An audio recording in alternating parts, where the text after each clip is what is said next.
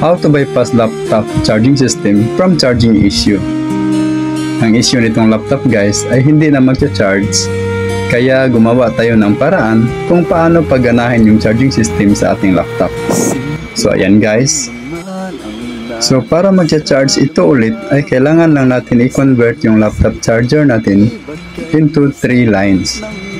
Kasi 2 lines lang naman ang nasa charger natin, pero ang makikita natin ay 3 lines sa dulo. Pero pag pinutol natin ay mayroong 2 lines lang.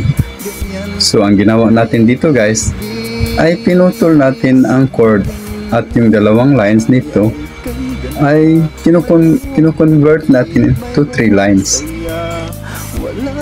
So paano ba natin ito i-convert to 3 lines?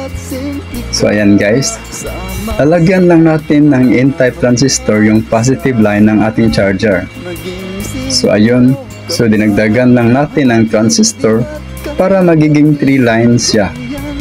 So bali yung output ng transistor is magiging negative 19 volts na yung pangatlong lines natin na nakakonekta sa pin yung nasa gitna, na yun yung charging pin ng ating laptop.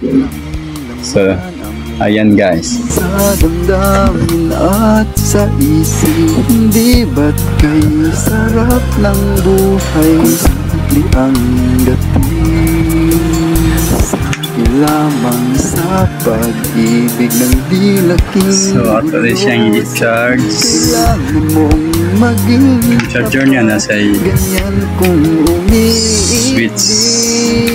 So kabiran ang transistor nasa tipan ng tangan, walang hindi tape ang transistor din na ibatangan ng switch, on off switch para bypass sa transistor tungod sa pin, nasa itulo ka pin ng charging pin para bypass sa charging pin. Kay duhara yang ang wire nakakabit para bypass, para mahimo siyang tulog, ipatangan nato siya og N-type transistor, then ibutangan og switch para bypass sa power. So let's atong i-plug in, plug ang charging.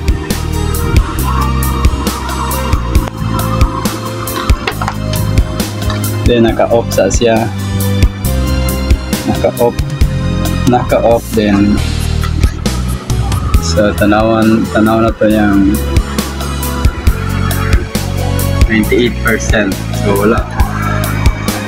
So wala diha ang yung charging icon. So atong i-connect ang charger sa likod.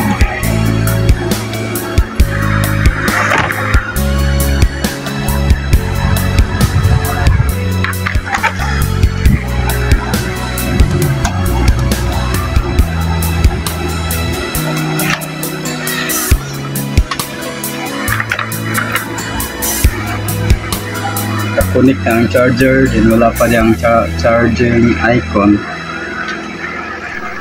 Para mo-display ang para mag-charge siya, i-on na to ang transistor switch.